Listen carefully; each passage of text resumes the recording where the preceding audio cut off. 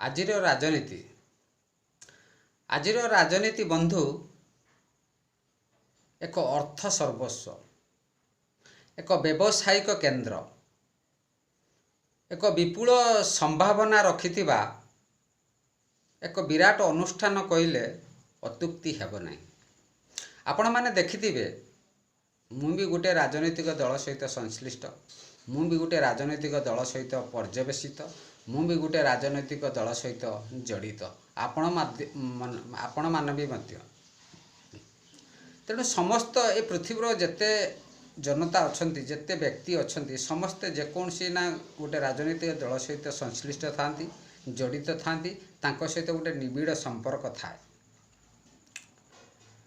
କିଛିଟା ଆମେ ଏମିତି ଆପଣମାନେ ଲକ୍ଷ୍ୟ କରୁଥିବେ, ଟଙ୍କା 500 ଗୋଟେ ମଦ ବୋତଲରେ ମଣିଷର ମାନସିକତା ପରିବର୍ତ୍ତନ ହୋଇଯାଉଛି। ଏଠି ଗୋଟେ ମଦ ବୋତଲରେ, ଗୋଟେ ମଦ ଗ୍ଲାସରେ, ଗୋଟେ ପ୍ୟାକରେ ମଣିଷର ମାନସିକତା ପରିବର୍ତ୍ତନ ହୋଇଯାଉଛି ଅଚାନକ। ଆପଣମାନେ ବିଶ୍ୱାସ କରିପାରିବେନି, ଆପଣ ଉପଲବ୍ଧି କରିଥିବେ, ଆଖିରେ ଦେଖିଥିବେ।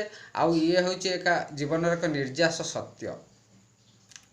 ମୋ କହିବାର ଉଦ୍ଦେଶ୍ୟ ହେଉଛି, ଏ ଗଣତନ୍ତ୍ରର ବିରାଟ ପର୍ବ,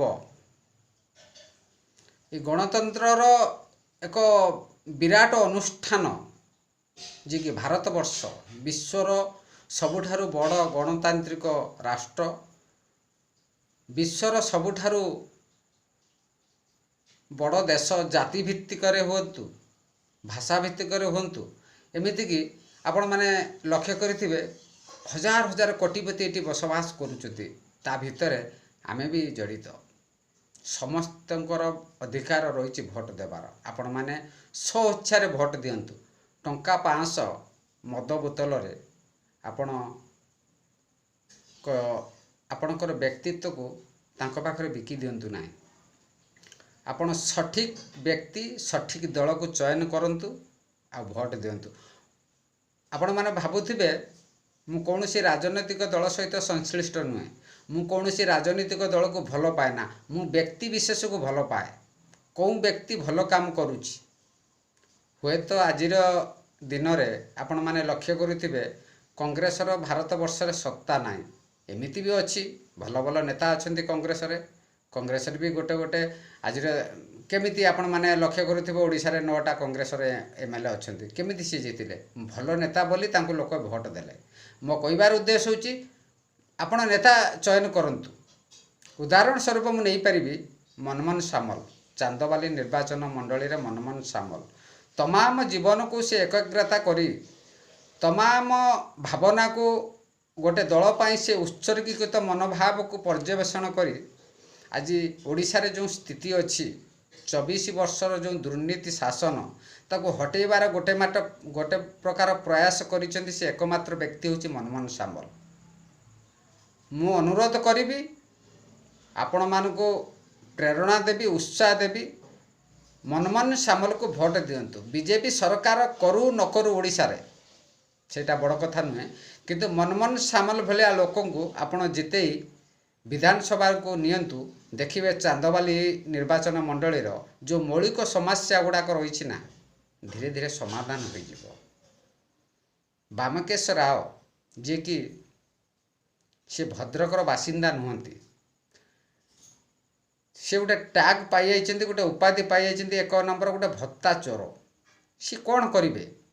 ଭଦ୍ରକବାସୀ ନୁହନ୍ତି, ଭଦ୍ରକର ଲୋକଙ୍କ ସହିତ ସେ ଜଡ଼ିତ ନୁହନ୍ତି। ଗୋଟେ ବନ୍ଧୁବାନ୍ଧବ ହିସାବରେ ପଇସା ବଳରେ ସିଏ 2 ଥର ଟିକେଟ୍ ପାଇ ଗୋଟେ ଫ୍ରଡ଼ କରି ଗୋଟେ ମାନେ ରାତାରାତି ଗୋଟେ କାରନାମା କରି ସିଏ ଜିତିଗଲେ। କିନ୍ତୁ ମନମୋହନ ସାମଲ କେଉଁଠି, ସିଏ କେଉଁଠି, ଆକାଶ ପାତାଳ ଫରକ।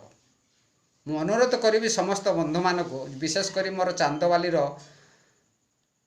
ସମସ୍ତ ଭାଇ ଭଉଣୀମାନଙ୍କୁ ମୁଁ ଅନୁରୋଧ କରିବି, ମନମୋହନ ସାମଲକୁ ଜିତେଇ ଆଣନ୍ତୁ। ଦେଖିବେ ଆମର ବୈତରଣୀ ଉପରେ ବଡ଼ ନଦୀ ପୋଲ ହେବ। ଭଦ୍ରକରୁ ଯେଉଁ ଚାନ୍ଦବାଲି ରାସ୍ତା ହେଇଛି, ସେ କେନ୍ଦ୍ର ସରକାରଙ୍କର ଅନୁମୋଦନରେ ହୋଇଛି। ବାମକେଶ ରାୟ, ଯିଏ ବାପି ଭାଇ କହୁଛନ୍ତି, ଟଙ୍କାଟାର ତାଙ୍କର ଅବଦାନ ନାହିଁ ଚାନ୍ଦବାଲି ନିର୍ବାଚନ ମଣ୍ଡଳୀରେ।